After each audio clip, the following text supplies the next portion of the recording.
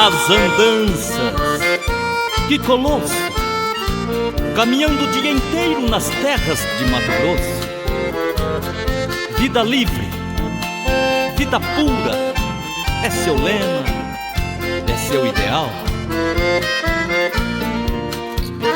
Que poesia, que ternura, nos sonhos do Pantanal.